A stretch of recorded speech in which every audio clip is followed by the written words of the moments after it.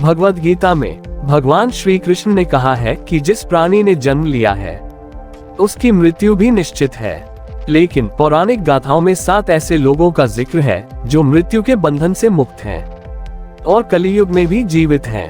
इन्हें सप्त चिरंजीवी कहा जाता है। चिरंजीवी यानी चिरकाल तक जीवित रहने वाला। तो आइए जानते हैं हिंदू महाकाव्यों के अनुसार 7 चिरंजीवी के बारे में। महाबली हनुमान चिरंजीवियों में सबसे प्रसिद्ध हनुमान जी हैं।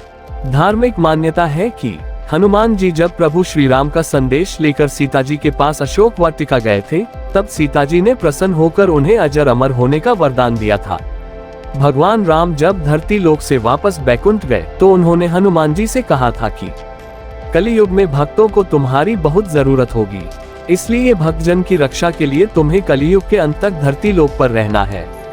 हनुमान जी माता अंजना और केसरी जी के पुत्र हैं। हनुमान जी कलियुग में गंधमादन पर्वत पर निवास करते हैं। कहा जाता है कि भगवान विष्णु जब कल की रूप में अवतार लेंगे तो हनुमान जी समेत सभी चिरंजीवी दुनिया के सामने आ जाएंगे। भगवान परशुराम जगत पालक भगवान विष्णु के दशावतारों में छठा अवतार भगवान परशुराम है। परशुराम ऋषि जमदग्नि और रेणुका के पुत्र हैं। इनका जन्म सतयुग और त्रेता युग के संधि काल में हुआ। इनका नाम पहले राम था। इन्होंने भगवान शिव की कड़ी तपस्या की और उनसे वरदान में एक परशु प्राप्त किया। उसके बाद इनका नाम हो गया परशुराम। त्रेता युग में भगवान श्री राम ने सीता स्वयंवर में जिस शिव धनुष को तोड़ा उसे परशुराम ने ही राजा जनक को दिया था। वह शिव धनुष के टूटने पर बहुत क्रोधित हुए और महेंद्र पर्वत पर अपनी तपस्या छोड़कर तुरंत स्वयंवर सभा में आए। लेकिन जब उन्हें ज्ञात हुआ कि उन्हीं की तरह भगवान राम भी भगवान विष्णु के अवतार हैं, तो उनका क्रोध शांत हो गया। पौराणिक कथाएं बताती हैं कि कलियुग के अंत में भगवान विष्णु कल्कि के रूप में अवतार लेंगे। उस वक्त भगवान परशुराम उनके गुरु बनकर वापस आएंगे। अश्वत्थामा महाभारत युद्ध के अंत समय में जब अश्वत्थामा ने धोखे से पांडव पुत्रों का वध कर दिया, तब पांडव भगवान श्री कृष्ण के साथ अश्वत्थामा का पीछा करते हुए महर्षि वेदव्यास के आश्रम तक पहुंच गए। तब अश्वत्थामा ने पांडवों पर ब्रह्मास्त्र का वार किया। ये देख अर्जुन ने भी अपना ब्रह्मास्त्र छोड़ा। महर्षि व्यास ने दोनों अस्त्रों को टकराने से रोक लिया और अश्वत्थामा और अर्जुन से अपने अपने ब्रह्मास्त्र वापस लेने को कहा। तब अर्जुन ने अपना ब्रह्मास्त्र वापस ले लिया, लेकिन अश्वत्थामा ये विद्या नहीं जानता था, इसलिए उसने अपने अस्त्र की दिशा बदलकर अभिमन्यु की पत्नी उत्तरा के गर्भ की ओर कर दी। ये देख भगवान श्री कृष्ण ने अश्वत्थामा को श्राप दिया कि तुम इस पृथ्वी पर भटकते रहोगे और किसी भी जगह किसी पुरुष के साथ तुम्हारी बातचीत नहीं हो सकेगी। तुम्हारे शरीर से पीप और लहू की गंध निकलेगी, इसलिए तुम मनुष्यों के बीच नहीं रह सकोगे, दुर्गम वन में ही पड़े रहोगे। विभीषण राक्षस राज रावण के छोटे भाई विभीषण को सभी जानते हैं, लेकिन बहुत कम लोगों को पता है कि विभीषण अमर भी हैं। भगवान राम के अनन्य भक्त विभीषण बाल्यकाल से ही धर्मपरायण रहे। वह अपने बड़े भाई रावण के धर्म विरुद्ध कार्यों का विरोध भी करते थे।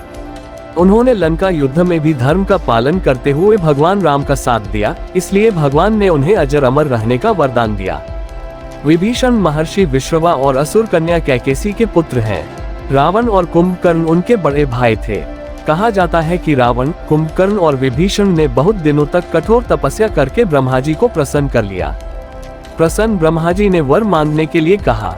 रावण ने त्रिलोक विजयी होने का वरदान मांगा तो कुंभकर्ण ने इंद्रासन की जगह गलती से निंद्रासन मांग लिया।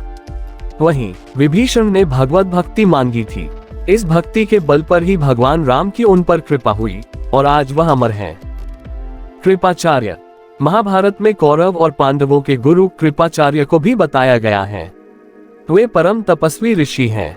अपने तप के बल इन्हें भी चिरंजीवी माना गया है। कृपाचार्य को भगवान कृष्ण ने वरदान के माध्यम से अमरता प्रदान की थी। अमृतत्व सम्मेलन के लिए कृपाचार्य को द्रोणाचार्य से भी ऊपर प्राथमिकता दी गई, क्योंकि कृपाचार्य ने सत्य, धार्मिकता और निष्पक्षता जैसे कुछ महान गुणों का प्रदर्शन किया था। अत्यधिक तनावपूर्ण परिस्थितियों में भी वह अपने मूल्यों से समझौता करने के लिए तैयार नहीं थे और इस संबंध में वह पुरुषों में सबसे महान व्यक्ति के रूप में सामने आते हैं। राजा बलि भक्त प्रहलाद के वंशज हैं। भगवान विष्णु के अवतार वामनदेव को अपना सब कुछ दान कर दिया था। इनकी दानशीलता से प्रसन्न होकर भगवान विष्णु ने इनके द्वारपाल बन गए थे। बलि की भक्ति से प्रसन्न होकर विष्णु ने उन्हें पाताल लोक का अनंत काल तक राजा बने रहने का वरदान दिया। इसलिए मान्यता है कि राजा बलि को अमरत्व हासिल है और वह अब भी पाताल लोक में राज कर रहे हैं। महर्षि वेद व्यास।